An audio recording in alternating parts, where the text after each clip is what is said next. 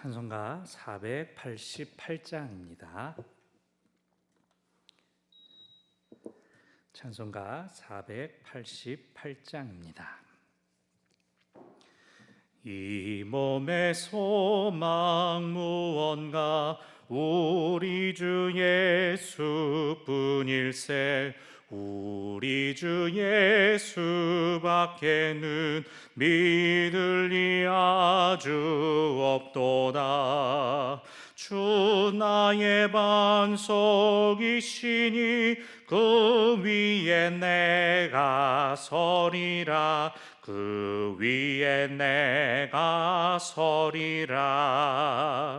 무섭게 바람 부는 밤 물결이 높이 설렐 때 우리 주 크신 은혜에 소망에 닿을 줄이라. 주 나의 반석이시니 그 위에 내가 서리라. 그 위에 내가 서리라. 세상에 믿던 모든 것 끊어질 그날 되어도 구주의 언약 미사와 내 소망 더욱 크리라. 주 나의 반석이시니 그 위에 내가 서리라. 그 위에 내가 서리라. 바라던 천국 올라가 하나님 앞에 배울 때 구주의 의를 힘입어 어여시 바로 서리라. 주 나의 반석이시니 그 위에 내가 서리라. 그 위에 내가 서리라. 아멘. 오늘 주실 은혜를 사모하며 합심하여 기도하겠습니다. 감사하신 하나님 아버지께서 오늘도 저희로 하여금 기도와 말씀의 자리 기억하게 하여 주사, 또 우리가 각자 처해 있는 형편과 상황에서 하나님의 말씀에 귀 기울이게 하시니 주님 고맙고 감사합니다. 우리로 기도하게 하시는 하나님 아버지, 하나님의 선하시고 기뻐하시고 온전하신 뜻을 우리 위에 펼쳐 보여주시기를 간절히 원합니다. 나라를 위하여 기도할 때, 이 지역을 위하여 기도할 때, 세계 열방을 위하여 기도할 때 우리가 우리의 육신으로는 한계를 가지고 있고 많은 사람한테 큰 영향력 발휘하지 못한다 할지라도 우리가 하나님께 기도할 때 우리는 하나님과 동역합니다. 우리가 하나님께 간구할 때 우리는 하나님께 힘을 모아 드립니다. 아버지께서 저희의 기도를 들으시고 아버지께서 하나님의 일 이루실 때 저희의 기도를 통하여 주의 선한 일 이 땅 가운데, 이 나라 가운데,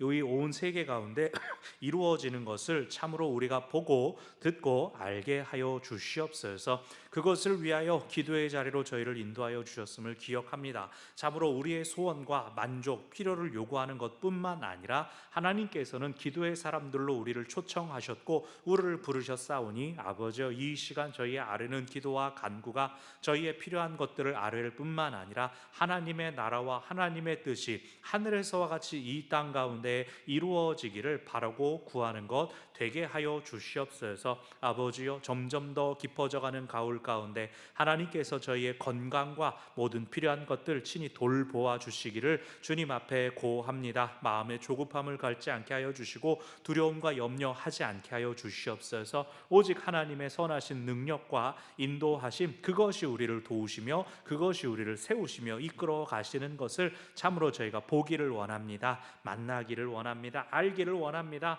아버지여, 기도하는 저희들 가운데 성령 허락하여 주시옵소서. 참으로 하나님의 말씀을 듣고 참으로 하나님의 마음을 깊이 깨달아 하는 은혜가 오늘 저희들 가운데 임하게 하여 주시옵소서.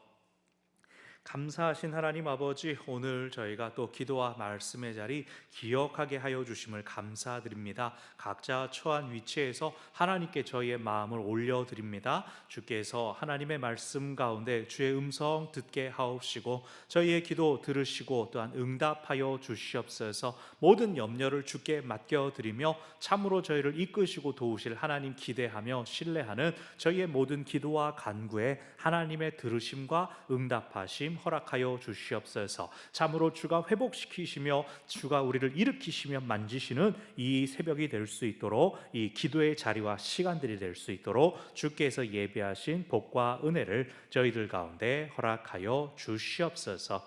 예수님의 이름으로 기도합니다. 아멘. 오늘 열왕기하 25장 8절부터 30절까지의 말씀입니다. 열왕기하 25장 8절부터 30절까지의 말씀을 함께 읽겠습니다.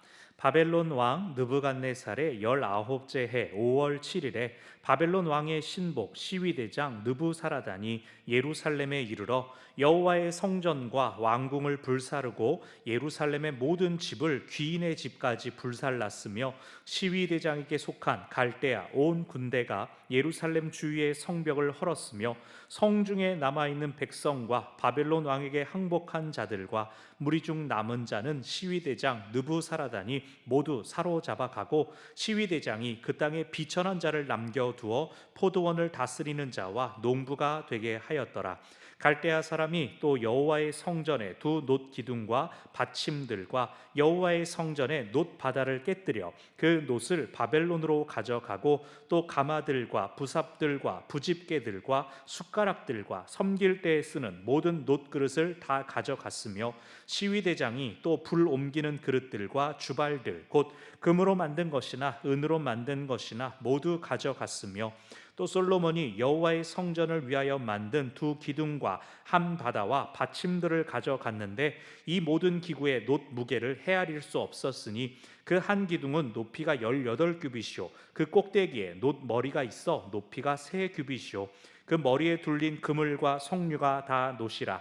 다른 기둥의 장식과 그물도 이와 같았더라.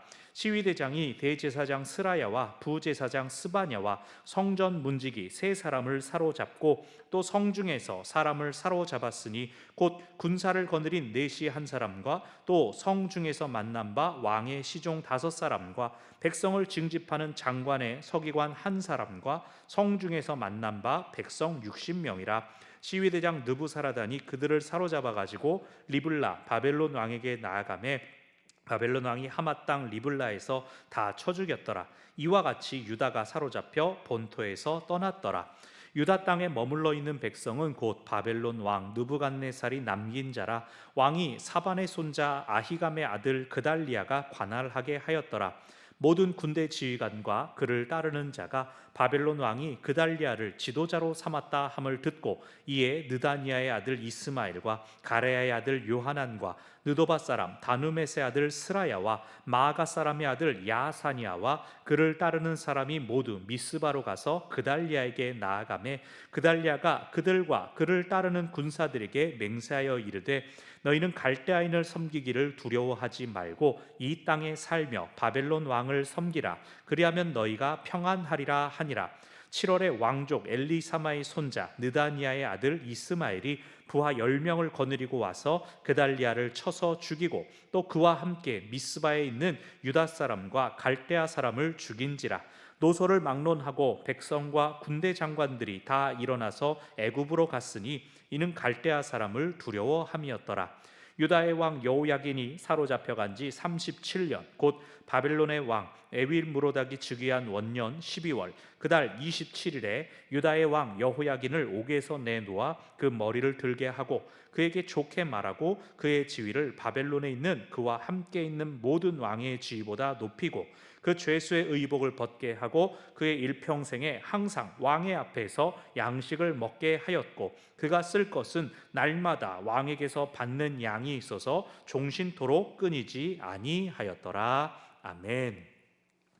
오늘 본문은 이제 열왕기하의 가장 마지막 단락입니다. 이제 오늘까지 열왕기하 묵상을 마치고 내일부터는 또 며칠 동안 예레미야 애가서의 말씀을 묵상하게 될 것입니다. 우리가 예레미야를 통하여 이미 이 예루살렘 멸망 그리고 그 이후에 일어난 일을 어렴풋이 알고 있는데, 오늘 본문에서 특별히 그달랴의 죽음 같은 경우가 그 예가 될 것입니다. 오늘 본문 예루살렘의 완전한 멸망 그리고 22절 이후로는 에필로그와 같은 이야기들이 전해집니다.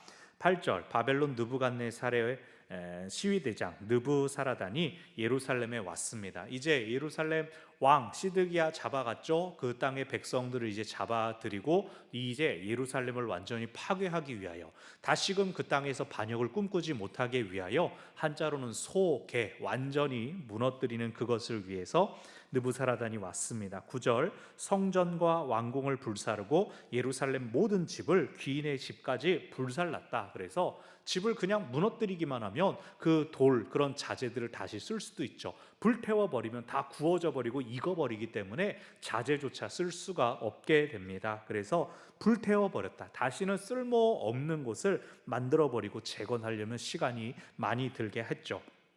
10절 시위대장에게 속한 군대가 예루살렘 주위의 성벽을 헐어버립니다. 사실 근데 나중에 보면 완전히 헐어버리는 것은 아니고, 느헤미야 때에 재건되는 성벽의 길이를 보면 한 이쪽 동쪽에 한 이만큼 남쪽으로 이어지는 그 부분을 헐게 되고 그 부분을 다시 재건하죠. 11절 남아있는 백성과 항복한 자들 무리 중 남은 자는 사로잡아서 포로로 데려갔다. 포로로 데려갔다는 얘기가 어제도 나왔죠. 장인들, 용사들, 대장장이들, 기능인들을 다 데려갔는데 여기서 또 추가적으로 백성들, 항복한 자, 남은 사람도 데려가되 비천한 자들을 남겨두었다. 포도원을 다스리는 자, 또 농부가 되게 하였다. 그래서 수도, 행정적인 중심지, 군사적인 요충지였던 그곳을 농사짓는 땅, 이제 이곳에서 농사지어서 나온 소산물을 세금으로 바치는 역할을 하게 하는 것이죠. 또 세금으로 바쳐도 이게 바벨론 본토까지 가는 것이 아니라 그냥 팔레스타인 지방을 다스리는 그 총독이 쓰는 정도로 그냥 사람들이 살았던 기본적인 그 기능만 하게 하는 것입니다. 13절 여호와의 성전의 두 놋기둥과 받침들 성전의 놋 바다를 깨뜨려서 놋을 바벨론으로 가져갔다. 그래서 놋 구릿덩어리들을 확보하기 위하여, 놋 바다는 물두멍입니다. 성막의 물두멍을 솔로몬이 이렇게 우리 강대상만 하다고 했습니다. 지름이 있다만한 우리 강대상이 다 들어갈 만한 이 놋 바다를 깨뜨려서 놋 조각을, 또 기둥을 깨뜨리는데 뒤에 나오지만 이 기둥은 보아스와 야긴이라고 부르는 높이가 18규빗 정도, 18규빗이면은 45cm 곱하면 한 8m가 좀 넘습니다. 이렇게 큰 기둥 두 개를 또 가져갔습니다. 14절 놋 그릇들, 부집개들, 숟가락들, 구리로 만든 건 다 가져갔습니다. 이걸로 무기 만들고 자기들이 원하는 대로 가공하겠다는 거죠. 15절 금으로 만든 것이나 은으로 만든 것도 싹 가져갔습니다. 기둥에 대한 얘기 아까 말했고요. 18절 시위대장이 몇 사람을 사로잡는데 이름이 언급됩니다. 대제사장 스라야, 부제사장 스바냐, 성전 문지기, 또 19절에 내시, 군사를 거느린 내시, 그리고 성중에서 만난 왕의 시종, 장관의 서기관, 백성 중에 만난 백성들까지 해서 성중에서 만난 백성 60명까지 한 100명이 안 되는 사람들을 사로잡습니다. 이 사람들이 왜 인원과 또 일부는 이름이 언급되었는가? 그들을 데리고 20절 리블라라고 하는 림나 바벨론 왕에게 데리고 가니 바벨론 왕이 그들을 쳐 죽였다. 남아있는 사람들을 포로로 데려간 사람들이 있었는데 왜 이 사람들은 따로 분리해서 왕에게 데려가고 왕이 그들을 죽였는가? 각자들은 이들은 친애굽파였다. 그래서 반바벨론 정선을 가장 강하게 주장했던 이들, 이 사람들이 거짓 선지자들의 말에 넘어가고 이 사람들이 왕에게 입김을 불어넣어서 바벨론에 저항하게 했죠. 바벨론에 있어서 반역을 주도했던 인물들입니다. 또 하나 뭡니까? 예레미야가 하나님의 말씀을 전하며 항복하세요 항복하세요 했을 때 이 사람들 때문에 듣지 않은 겁니다. 즉 이 사람들은 하나님의 말씀을 회방한 것에 대한 심판을 받게 된 것이죠. 포로로 끌려간 사람들은 그곳에 살다가 돌아올 것이라는 희망의 약속이 있었습니다. 남겨진 사람들조차도 그러한 시기가 지나가면 된다라는 게 있었는데 이들은 자기 땅도 아니고 어디 끌려간 땅도 아니고 중간에서 그렇게 죽임당하게 되는 것이 하나님의 철저한 심판이다라고 하는 것을 보여줍니다. 22절 유다 땅에 남겨진 사람들이 있습니다. 비천한 자들, 농사 짓는 사람들, 그리고 전쟁을 피해서 피난 갔다가 다시 돌아온 사람들이 있을 것입니다. 그 사람들은 왕이 사반의 손자 아히감의 아들 그달리아가 관할하게 했더라. 사반, 아히감, 그달리아 계속해서 요시야 왕 이후에 왕조를 섬겼던 서기관 가문입니다. 사반과 아히감은 요시야를 곁에서 섬겼고 또 아히감은 예레미야를 구출해 주고 어려움 당해서 구덩이에 빠진 예레미야를 구출해 주기도 했던 사람들입니다. 그달랴 역시 예레미야에게 우호적인 인물이었죠. 23절 바벨론 왕이 그달랴를 총독으로 삼았다라고 하는 이야기를 듣고 느다니아의 아들 이스마엘과 가레의 아들 요하난 그리고 몇 사람 군 지휘관들이 자기들이 이끌던 군인을 이끌고 되돌아옵니다. 패배해서 도망가고 피해 있고 숨어 있었던 사람들이 바벨론 왕이 총독 대신 세우고 물러갔다 하는 말을 듣고 그 총독에게로 모여든 것이죠. 예레미야서에서 나눴던 말씀 기억나십니까? 예루살렘 성 파괴돼서 더 이상 사람이 살 수 없었기 때문이기도 하지만 그달랴가 유다인이기 때문에 그 다윗 언약을 알고 있었습니다. 자기가 왕이 아니라는 걸 알고 있었습니다. 그렇기 때문에 이 상징적인 통치를 하는 지역 역시 미스바로 한정시켜 놓고 있었습니다. 영적인 사무엘에게 블레셋 사람들을 물리쳐달라고 이스라엘 사람들이 모였던 곳 미스바, 회개 운동이 일어나는 곳 아닙니까? 아마 여러 가지 의미를 담아서 그달랴가 미스바에 모여 있었 사람들을 모으고 또 거기서 통치 행위를 했을 것입니다. 그러면서 그달랴가 말하기를 24절 끝에 이 땅에 살면서 바벨론 왕을 섬기면 너희가 평안할 것이다. 이것이 예레미야가 줬던 메시지였죠. 포로에서 되돌이키실 그 날까지는 바벨론 왕을 섬기며 살아라, 평안할 것이다 라고 했는데 25절 왕족 엘리사마의 손자 느다니아의 아들 이스마엘이 일어납니다. 이스마엘은 이 왕의 직접적인 직계는 아니었지만 왕의 친척이었습니다. 그러니까 다윗 가문으로는 왕가에 가까운 사람이었죠. 이 사람이 이 그달리아를 좋지 않게 본 겁니다.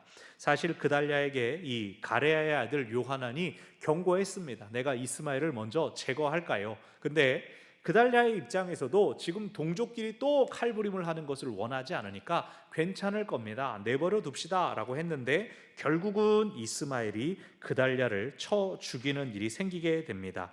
또 그달리아를 죽이고 남은 사람들을 암몬으로 데리고 가서 암몬에 이 망명을 하려고 했습니다. 그런데 그것을 가레의 아들 요하난과 사람들이 추적해서 백성들은 다시 돌이킬 수 있었지만 이 이스마엘은 도망가 버립니다. 암몬으로 넘어가 버렸습니다.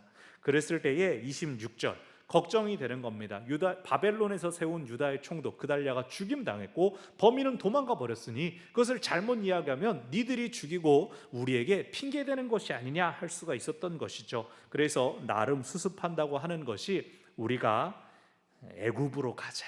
우리가 여기에 머물러 있을 수도 없고 바벨론의 사정을 설명하는 것도 어려우니 차라리 애굽으로 가자. 그래서 애굽으로 내려가 버리고 맙니다. 이것이 얼마나 슬픈 일입니까? 유다, 이스라엘 어떻게 세워졌습니까? 하나님께서 애굽에서 당신의 백성들을 건져내셔서 나라를 세우게 하셨지 않습니까? 근데 그 나라 망했고 이들이 결국 스스로 탈출구를 살 수 있는 길을 애굽으로 선택하고 애굽으로 돌아가 버리는 것이죠. 과연 이스라엘의 희망이 있을까요? 하나님께서 한 민족을 선택하셔서 당신의 일을 하시게 하는 이 계획이 실패한 것일까요?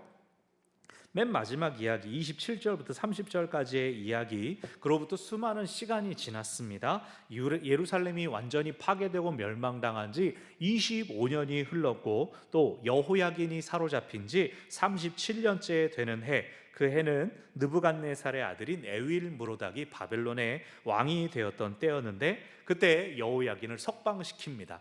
여러분 어제 기억나십니까? 여호야긴은 이 바벨론의 2차 침공 가운데 포로되어 있다가 그냥 붙잡혔습니다. 왕으로 어떤 통치 행위를 한 적이 없었습니다. 그렇기 때문에 바벨론 입장에서는 에이 그 불쌍하다, 너네 나라 다 망했으니까 라고 하면서 꺼내주고 28절 그의 지위를 바벨론에 있는 모든 왕의 지위보다 높이고 죄수의 의복을 벗게 하고 일평생 왕 앞에서 먹게 하였다. 30절 그가 쓸 것은 왕에게 받는 양이 있어서 종신토록 끊이지 아니하였다. 그래서 망명한 왕족으로서의 대우를 해 주었다라고 이야기됨으로써 다윗 가문이 완전히 끊어지지 않는다라는 것을 보여줍니다. 다윗 언약이 여전히 살아있다. 그리고 이를 통하여 살아남아진 자손들이 내려가서 예수님 때에 이르게 되는 것이죠. 이렇게 나라가 멸망하고 민족이 모두 뿔뿔이 흩어졌지만 하나님은 당신의 약속을 여전히 지키고 계신다. 그것이 이스라엘의 한 소망으로 이 열왕기 하는 남겨두는 것입니다. 두 가지를 기억합시다. 첫 번째, 하나님께서는 이스라엘 백성을 수술하시기 위해서 당신의 이름을 두신 영광스러운 성전을 버리셨습니다. 오늘 본문에서 느부사라단이 얼마나 꼼꼼하게 금과 은과 놋들을 챙겨가는지, 그리고 성전은 완전히 불태워버리는지를 보여줍니다. 하나님께서 힘이 없어서 성전을 못 지키신 것이 아니죠. 그냥 그 모든 일들 가운데 성전보다, 건물보다 더 중요한 것은 이스라엘 백성이 영적으로 회복되고 성숙되는 일이었기 때문에 하나님은 그 모든 일을 허락하여 주셨습니다. 우리가 기억해야 될 것은 하나님이 없이 부요한 것보다 하나님과 함께 가난한 것이 더욱 복된 일이라는 것입니다. 눈에 보이는 영광들은 쉽게 사라져 버립니다. 그러나 하나님은 여전히 함께 하십니다. 하나님의 약속이 언제나 우리와 함께 하심을 늘 기억하며 당신의 백성을 결코 놓지 않으시고 포기하지 않으시는 하나님을 기억하시기를 바랍니다. 두 번째, 하나님은 소망을 허락하여 주시는 분이십니다. 하나님만이 유일한 소망이며 하나님만이 의지할 때가 되십니다. 아무것도 없는 가운데 하나님께서 무작정 야 믿어라 라고 하시는 것이 아닙니다. 지금 여호야긴이 사로잡힌 지 37년이 지나간 후라면 한 세대가 지나갔습니다. 이 젊은 여호야긴이 나이가 들었습니다. 그런데 하나님께서 그를 꺼내주시고 신분을 회복시켜 주십니다.